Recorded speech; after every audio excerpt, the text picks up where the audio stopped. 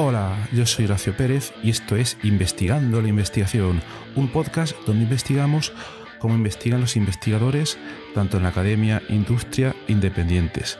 Todo ello mediante entrevistas y debates abiertos, técnicas y estrategias para mejorar todas las partes del proceso investigador y, no menos importante, opiniones abiertas que espero llamen tu curiosidad y te hagan también reflexionar.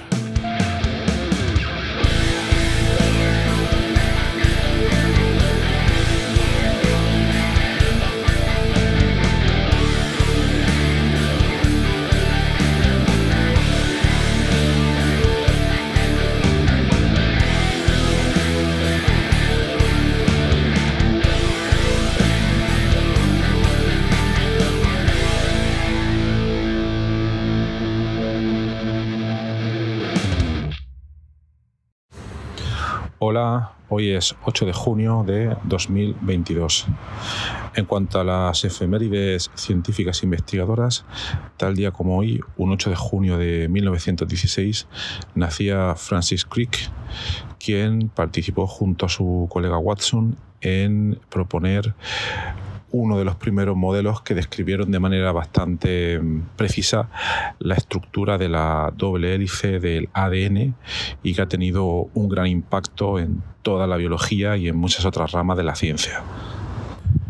Y que además por ello pues le fue concedido el premio Nobel. Pues un hurra por el gran impacto de la investigación que realizaron. En el episodio de hoy vamos a seguir hablando durante este mes de junio de informática estructural. Va a ser un mes temático y hoy vamos a comentar los posibles usos del cribado virtual dentro pues de otras técnicas que se salen un poco de los contextos farmacológicos, porque normalmente por lo que habéis podido ver siempre se asocia en casi todos los casos, yo diría que aproximadamente en más del 90 o 95% de los casos se asocia siempre cribado virtual con descubrimiento de fármacos para enfermedades humanas. Pero esto en algunos otros episodios del podcast hemos comentado muy brevemente que no tiene por qué ser así. Las técnicas de cribado virtual o quizá de manera más general computational drug discovery o química computacional o bioinformática estructural o como lo quieras llamar, pueden aplicarse a gran cantidad de contextos siempre que se cumpla, en nuestro caso, que se producen interacciones relevantes proteína-ligando. ¿Vale? Esos son los casos que normalmente se suelen aplicar todas estas técnicas, pero obviamente también nos podríamos salir un poco de estos sistemas. Pero por simplificar un poco la idea y por simplificar y acortar el mensaje que me gustaría transmitir hoy, nos vamos a centrar en interacciones proteína-ligando y que normalmente estas pues se tratan, se estudian únicamente en contextos farmacológicos, pero que nos podemos salir de ahí. Y entonces vamos a irnos a un ejemplo a la industria alimentaria. Y vamos a ver cómo puede funcionar ahí y también vamos a comentar brevemente por qué no se utiliza tanto como se debería. Bien, pues aquí lo que suele pasar un poco es que es una técnica que no está para nada extendida en estos contextos y la razón no es porque no se pueda hacer, porque hay gran cantidad de procesos fundamentales donde las interacciones proteína-ligando tienen una gran influencia y pueden causar un gran efecto. Por ejemplo, sin ir más lejos, vamos a ir a las propiedades organolépticas pues de un alimento. Todo se reduce, bueno, no es tan fácil de reducir, pero muchas veces el sabor se mide por una serie de receptores que tenemos en la lengua. Tenemos, si no me equivoco, 5 sabores: ácido, amargo, salado, umami, etcétera. Y todos esos sabores lo que significan realmente es unos receptores que tenemos en la lengua y unas moléculas pequeñas, unos ligandos que provienen de los alimentos y que los activan o los interrumpen, es decir, estamos hablando de agonistas o antagonistas, y que las combinaciones y las intensidades en que todas las moléculas que están en un alimento o gran parte de ellas, al final lo que hacen es modular un tipo de sabor. todas las combinaciones. Entonces, un posible interés de la industria alimentaria podría ser el diseño o el descubrimiento de nuevas moléculas que, por ejemplo, activaran o bloquearan algunos de estos receptores de manera totalmente selectiva. Imaginaos, por ejemplo, vamos al caso de la cerveza. Hay ciertos tipos de cerveza cuyo principal característica es ese sabor amargo, ¿vale? Aunque hay gran cantidad de cervezas. A veces ese amargor incluso puede estar determinado en una escala determinada, pero se conocen a día de hoy una cierta cantidad de receptores de ese sabor amargo. Entonces, ahí también nos podría interesar, ¿por qué no?, descubrir nuevas moléculas que regulasen, potenciando o disminuyendo las interacciones en la cerveza con esos receptores de sabor amargo, con lo cual podemos jugar un poco con su sabor.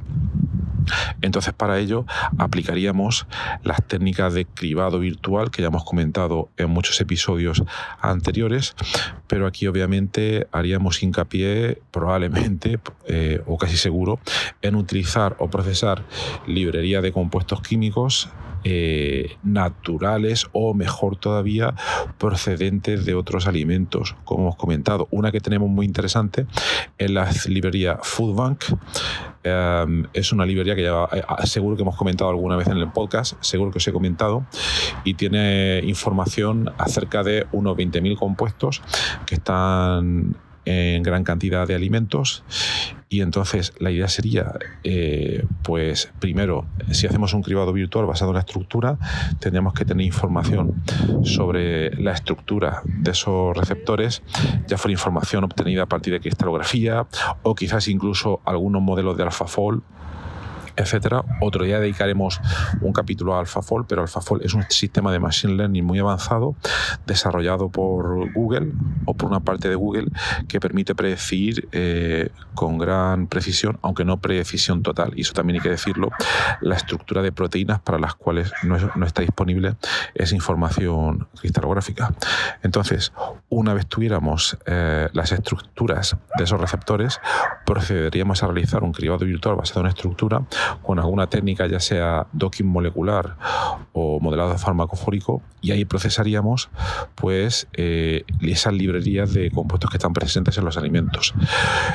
Rankearíamos esos compuestos siguiendo cierto criterio, por ejemplo, ya puede ser docking score, y los que presentasen mayor número de interacciones favorables y con unos residuos o aminoácidos de alguna parte determinada de ese receptor que nos podrían interesar a nosotros, pues esos lo llevaríamos a caracterización experimental.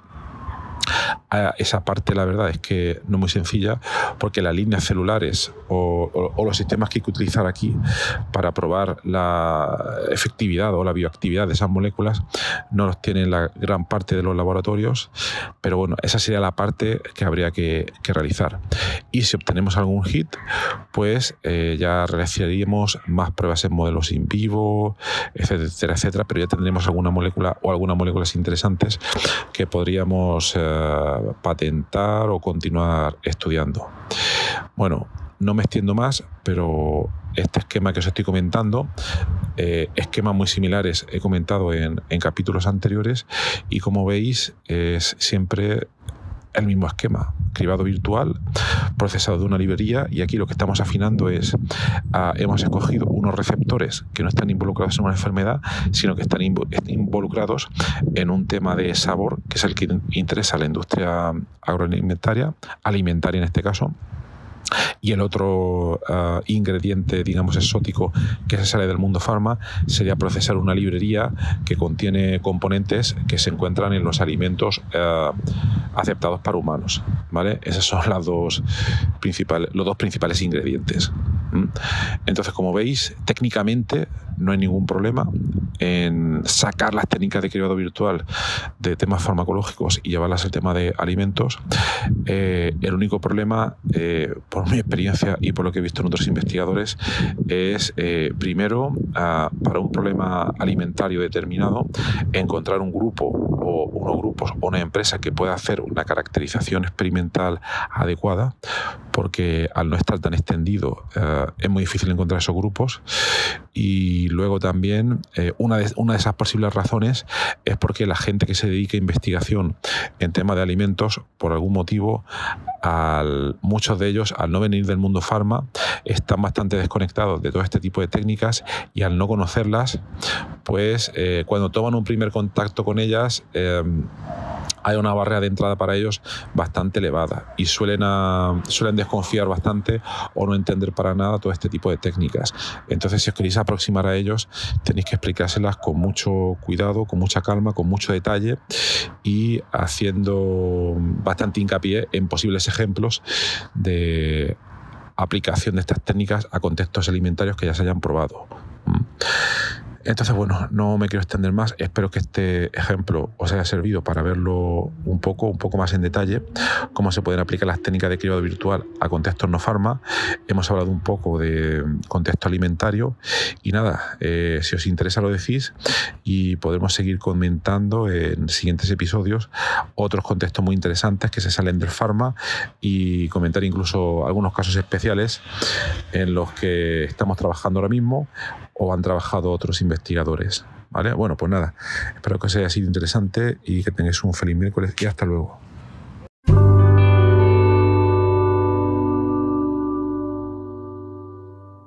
Muchísimas gracias por haber escuchado hoy este episodio del podcast Investigando la Investigación, y también, sobre todo, gracias por haber llegado hasta aquí, porque esto ya es el final del episodio del podcast. Si ya conoces el podcast y me conoces a mí, pues esta parte ya te la puedes saltar. Pero si acabas de llegar al podcast y quieres saber un poco más sobre él, te recomiendo que te quedes solo un momento. En primer lugar, te voy a comentar quién soy y a qué me dedico. Mi nombre es Horacio Emilio Pérez Sánchez, a veces lo abrevio como Horacio Pérez, y soy de formación químico computacional. Actualmente estoy contratado en la Universidad Católica de Murcia, UCAM, donde me dedico a tareas de investigación. Soy actualmente el investigador principal del grupo de investigación en bioinformática estructural y computación de altas prestaciones, donde nos dedicamos a desarrollar métodos avanzados de descubrimiento de fármacos, a implementarlos en supercomputadores debido a la gran cantidad de cálculos que estos tienen que realizar, y además proporcionamos acceso a dichos métodos a través de servidores web o a través de otro tipo de herramientas bioinformáticas. Al mismo tiempo, aplicamos dichos métodos a problemas relevantes dentro del descubrimiento de nuevos fármacos, y los compuestos que descubrimos los patentamos y los licenciamos a diversas empresas. También soy docente en diversos grados en la UCAM, como puede ser el grado en farmacia, el grado en ingeniería informática y el grado en medicina. También trabajo por cuenta propia como autónomo, y ahí tengo 3 líneas principales de actuación. Una de ellas consiste en la asistencia o mentoría en temas de investigación académica e industrial, donde te ayudo a responder a las siguientes preguntas. 1. ¿Cómo conseguir que tus artículos científicos sean aceptados en revistas de alto impacto? 2. ¿Cómo conseguir que tus proyectos de investigación obtengan financiación en convocatorias competitivas nacionales e internacionales? 3. ¿Cómo gestionar eficientemente tus proyectos de investigación actuales para conseguir los objetivos propuestos? Y 4. ¿Cómo incrementar tu productividad como investigador y disminuir tu estrés? También ofrezco servicios de asistencia en bioinformática estructural respondiendo a las siguientes preguntas. 1. ¿Cómo descubrir compuestos bioactivos en diversos contextos, tanto farmacológicos, nutracéuticos o agrícolas, etc.? 2. ¿Cómo proponer y validar modelos moleculares para sistemas biológicos? 3. ¿Cómo acelerar drásticamente la ejecución de cálculos complejos y costosos? Y 4. ¿Cómo permitir que usuarios con conocimientos informáticos mínimos puedan acceder y sacar rendimiento fácilmente a herramientas científicas complejas? Y por último, también me dedico al desarrollo de diversas herramientas de software para temas de productividad, los cuales iré informando durante los diversos episodios de este podcast. En cuanto al podcast, como podéis hacer quizás una idea si habéis llegado hasta aquí y habéis escuchado alguno de los episodios, mi intención e interés es divulgar la investigación que se hace en muy diferentes contextos, tanto a nivel académico como a nivel industrial, porque el tema de divulgación académica e industrial pienso que no se le da la suficiente importancia, y también el trabajo que realizan investigadores autónomos y diversos colectivos. Además, doy especial hincapié en el tema de la bioinformática estructural a la hora de divulgar también la investigación que realizamos en nuestro grupo. Por otra parte, también tratamos temas de productividad y todo tipo de herramientas que nos puedan ayudar a mejorar todos los procesos necesarios para poder realizar una investigación en condiciones y con un rendimiento adecuado. Si escucháis el primer episodio del podcast, que es en realidad el tráiler, ahí tenéis algunos detalles más, pero bueno, esa sería la idea principal. Por último, también quisiera mencionar que tenemos una comunidad de Discord organizada en torno al podcast. En la mayoría de las notas del programa, de los episodios, tienen los detalles para acceder a esta comunidad. Y es muy interesante porque ahora mismo tenemos unos 100 y pico de usuarios, de oyentes, que se conectan a la comunidad de Discord, y de ahí surgen diferentes conversaciones.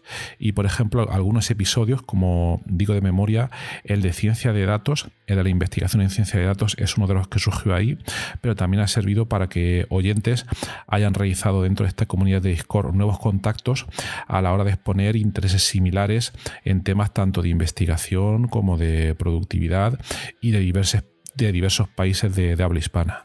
También me gustaría decirte que si te ha gustado el podcast, te agradecería muchísimo si lo pudieras sugerir a amigos, contactos que pienses les pueda llegar a interesar, o compartir a través de múltiples plataformas, ya sean las redes sociales, mensajería, WhatsApp, Telegram, Discord, etcétera, emails o cualquier otro medio. Asimismo, también ayuda mucho si en las diferentes plataformas donde se puede escuchar el podcast, como Spotify, Apple Podcasts, iVoox, etcétera, nos puede dar ahí 4 estrellas, 5 estrellas, etcétera, lo que tú veas necesario. Pues todo esto al final ayuda a que el podcast llegue a más gente. Y por último, si quieres ayudar a esta idea, si quieres ayudar al podcast económicamente, te agradecería te suscribieras a la versión premium del podcast. Tienes los detalles en los enlaces de las notas del programa, o puedes ir directamente a Anchor FM/Horacio-PS y ahí tienes todos los detalles. Y bueno, aquí se termina esta outro del podcast, un poco larga, pero me parecía necesaria para todos aquellos que lleguéis por primera vez. Y nada, de verdad, muchísimas gracias por escucharme y espero que os interesen los temas y que todo este contenido pueda ser beneficioso para todos los que lo escucháis. Muchas gracias y hasta otro episodio.